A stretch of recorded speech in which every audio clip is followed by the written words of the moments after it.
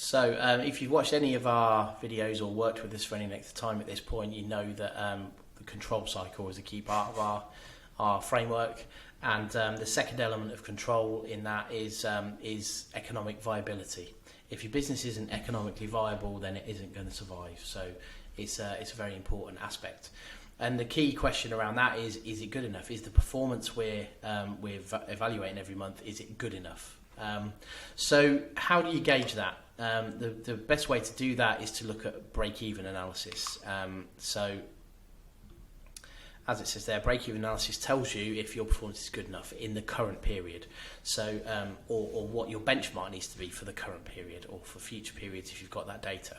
So this is where budgeting is important. It's where cost classification is important. All the stuff that we preach on a regular basis all feeds into this calculation of economic viability to see if your business is got good legs and going to survive. So there are other key numbers to derive from your budget or from your actual performance, but break even is the one that really tells you the best story or gives you the best information. To calculate your break even sales revenue, you first need to calculate your break even profit, which is actually really simple because your break even profit is your total overheads, which if you think about it is quite logical. What you need to do to break even is to generate enough profit to cover these overheads. So your total overhead costs is £145,125 in this example. So we need to generate enough gross profit here to pay that there. And that's literally what it means we're breaking even. You've made enough profit here to cover your bills here.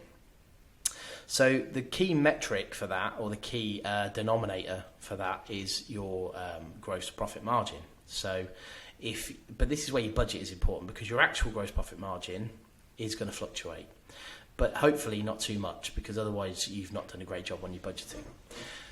So what we need to do is aim to hit budget. That's always the goal in terms of performance evaluation and economic viability. So what we needed to do, we've got the actuals here, but let's pretend we don't and we're just looking at the budget. So what we needed to do to break even is generate £145,250 worth of gross profit. So we budgeted to do a lot more than that. We budgeted to do 158,000, which obviously once you deduct the 145,250 leaves you with 12,750. So what the gross profit represents actually is covering all your bills and then having a bit left over. That's the goal. That's what we want to achieve. Otherwise, what is the point? Nobody wants to break even. And this is something I hear quite often when we talk about break-even analysis. People say to me, well, I don't want to break even. Well, of course you don't. But knowing at what point you break even is key to predicting your profit and therefore gauging whether your business is viable or not. So the good thing as well about this is you can use the data generated by your budget to simulate different activity levels. So what you can do then is if your budget is £265,000 worth of sales, but you might set a sales target of 300,000. And if you do that, then you can recalculate your analysis because if the margins stay the same, then you can look at you can have a better handle on what profit you're going to make at the end of it all. But also, you might be staring down the barrel of something, a constraint that is about to hit your business or your industry. Let's say you're about to lose a big customer, so the sales are actually going to reduce, and you want to know if you're still going to be able to break even. Or hopefully do better than break even. So if you know you're going to lose 65 grand worth of sales, then you can put that in there. It will generate the based on the gross margin you're hoping to achieve. It will generate the net profit, and you'll be able to see whether you're still going to be able to break even or not. And if not, you need to get another customer in to replace that lost revenue. So that's one of the benefits of break-even analysis is that you can use it to simulate potential changes in activity further down the road. And that's often what you do in your budget. Because you've got a monthly budget, you look at what are we actually going to do. If you've got a seasonal business, you might do more at Christmas, for example, than you would in the summer. So you can use break-even analysis to predict those spikes, peaks and troughs in your operation. So as it says there, to calculate your break-even sales revenue, because it's one thing knowing what the profit the break-even profit needs to be. That's easy. It's exactly the same as your total overheads. But to generate the sales revenue necessary, or to understand the sales revenue necessary to hit that level of profit, you need to calculate your break-even sales revenue. So as it says there, you can find that by dividing your total fixed costs, your total overheads, by your gross margin percentage. Which makes sense because logically speaking, what you're doing, you're taking your sales figure, multiplying it by your gross margin, and that gives you your gross profit. So all you're doing is reversing that. Instead of taking this number and multiplying it by this to see what you end up with, you're going the other way around. You're taking this, what you want to end up with, and dividing it by the gross margin to see what you need to do up here. Hope that makes sense. If not, give me a shout and we'll go through it. So in this particular example, we know from these figures that our break-even point is 145,125 divided by 60.5%. So that's 239,876. So we need to do at least 239,876 in sales to break even.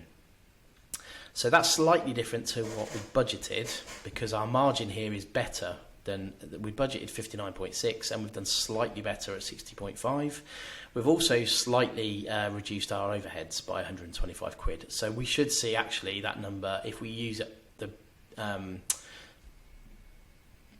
budgeted figures instead of the actual figures, this will be slightly higher because we would have needed to do more sales at that margin to cover a higher level of overheads.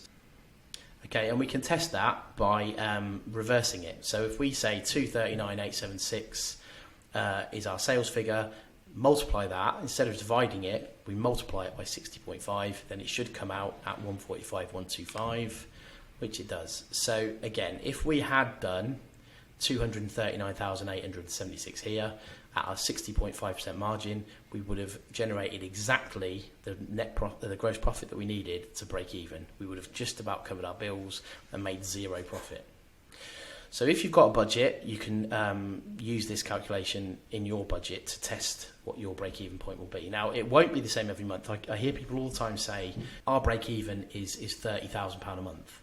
It's not. It's extremely unlikely that your break-even point is going to be the same every month, purely because virtually every business has some element of seasonality.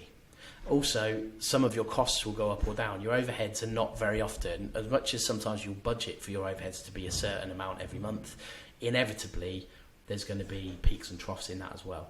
So your overheads may go up in a certain month, your margin may be up or down in a certain month, you may have budgeted incorrectly in certain months, so it's never going to be exactly the same every month.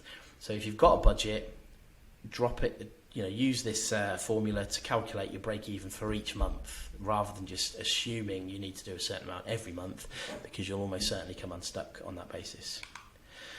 Now there's other numbers that you can derive from your budget or from your actuals if you've already completed that month to sort of see where you're at or to see what you need to aim for.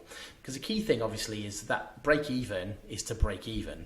And as I said earlier, nobody wants to break even. So sometimes you just want to see what you can afford to drop before you break even. So let's look at some of the other numbers you can derive from your budget and what they represent.